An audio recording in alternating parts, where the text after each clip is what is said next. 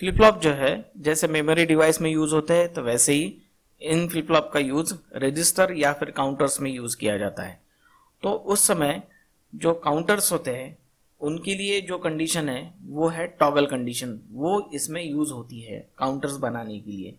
तो JK flip flop में जो कंडीशन है वो टॉगल कंडीशन वही यूज करके फ्लिप फ्लॉप से आप काउंटर्स बना सकते हो।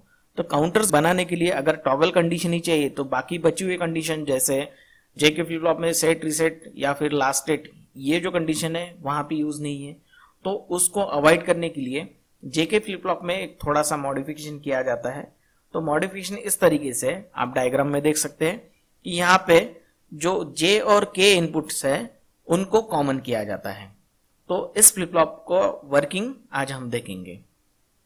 अब इस फ्लिप फ्लॉप में आपको दो ही इनपुट दिखेंगे, एक तो क्लॉक इनपुट और जो जे और के इनपुट दोनों कॉमन किया गया है वो। तो एक एक कंडीशन यहाँ पे चेक करते हैं। सबसे पहला कंडीशन चेक करते हैं कि सपोज क्लॉक इनपुट इज 0 और जो कॉमन इनपुट है उसमें मान लीजिए 0 है या फिर 1 है, वहां पे कोई फर्क नहीं पड़ेगा। क्यों? क्योंकि क्लॉक इनपुट अगर 0 है तो जो दो इनपुट में गेट्स लगे हैं उनके एक एक इनपुट ऑलरेडी अभी 0 है। तो एंड गेट में अगर कोई इनपुट 0 रहता है तो दूसरा इनपुट कुछ भी रहा तो इसका आउटपुट जो है हमेशा 0 मिलता है, क्योंकि यहाँ पे मल्टीप्लीकेशन होता है। तो जिसकी वजह से जो एंड गेट है वो अब डिसेबल कंडीशन में रहेंगे। अब डिसेबल कंडीशन में अगर उनके आउटपुट है तो वो आउटपुट जा रहे हैं आरएस फ्लिप फ्लॉप के एस और आर इनपुट को, जो अभी दोनों 0 है। तो वहां पे फ्लिप फ्लॉप लास्ट स्टेट में रहता है।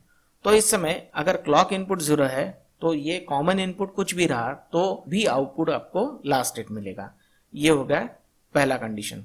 अब दूसरा कंडीशन देखते हैं, क्लॉक या तो 0 रहेगा या फिर 1 रहेगा। अभी 0 हो गया तो अभी देखते हैं 1 देके।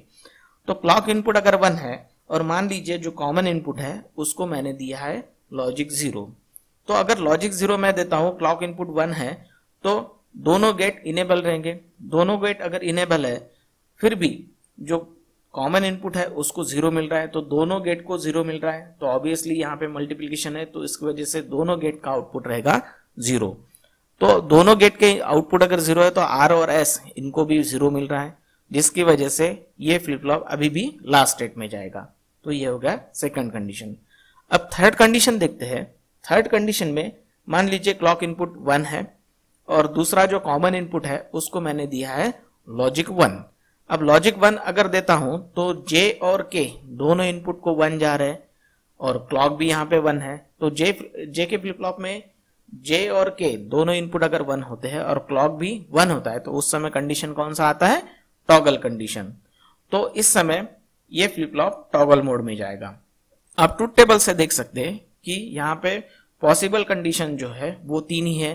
क्लॉक इनपुट अगर 0 है तो लास्ट स्टेट में जाता है, क्लॉक इनपुट अगर 1 है लेकिन कॉमन इनपुट अगर 0 है तो भी लास्ट स्टेट में जाता है। सिर्फ चेंज होने वाला कंडीशन कौन सा है कि क्लॉक इनपुट अगर 1 है और कॉमन इनपुट भी 1 है तो आउटपुट क्या होता है? टॉगल होता है। तो इस समय बाकी कंडीशन अगर छोड़ दे तो यहाँ पे सिर्फ टॉगलिंग हो रहा है इस फ्लिप फ्लॉप में। तो इसलिए इस फ्लिप फ्लॉप को टॉगल फ्लिप फ्लॉप बोला जाता है या फिर टी फ्लिप फ्लॉप बोला जाता है। और जो कॉमन इनपुट है उसको नाम दिया गया है टी। तो जैसे डाटा फ्लिप फ्लॉप में डी यूज किया था वैसे ये टॉगल फ्लिप फ्लॉप है तो इसलिए इसको बोला जाता है टॉगल फ्लिप फ्लॉप। तो इस तरीके से ये टॉगल फ्लिप फ्लॉप काउंटर्स में यूज होता है। वो कैसे, अगले वीडियो में जरूर देखिए।